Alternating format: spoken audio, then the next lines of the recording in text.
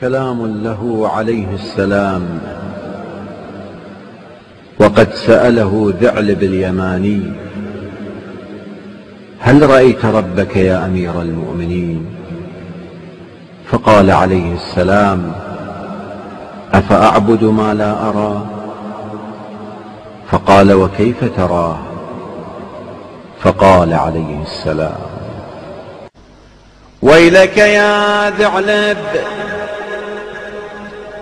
لا تراه العيون بمشاهدة العيان، ولكن تدركه القلوب بحقائق الإيمان. معروف بالدلالات، منعوت بالعلامات، لا يقاس بالناس ولا يدرك بالحواس.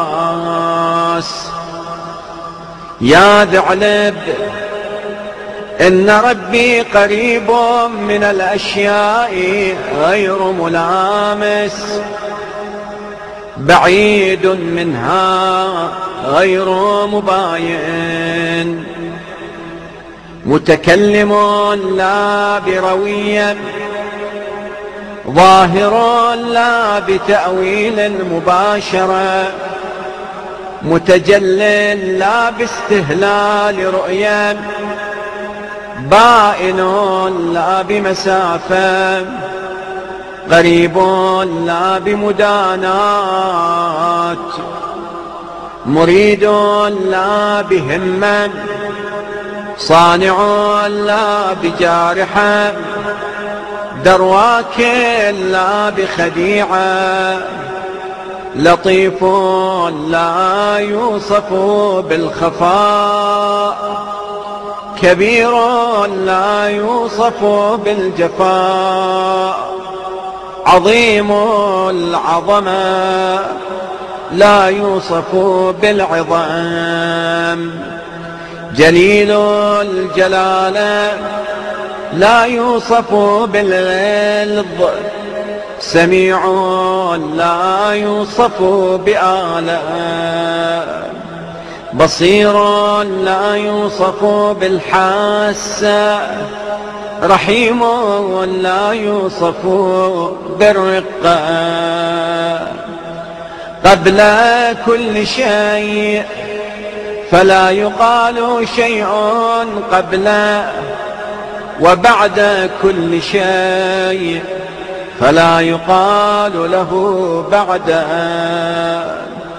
هو في الأشياء كلها غير متمازج بها ولا بائن عنها، موجود لا بعد عدم، فاعل لا باضطرار، مقدر لا بحركة، لا تحوي الأماكن ولا تضمن الأوقات، ولا تحده الصفات، ولا تأخذه السنات. سبق الأوقات كونه، والعدم وجوده، والابتداء أزله، كان ربا إذ لا مربوب، وإلها إذ لا مألوه، وعالما إذ لا معلوم، وسميعا إذ لا مسموع. تعنو الوجوه لعظمته، وتجب القلوب من مخافته، وتتهالك النفوس على مراضيه.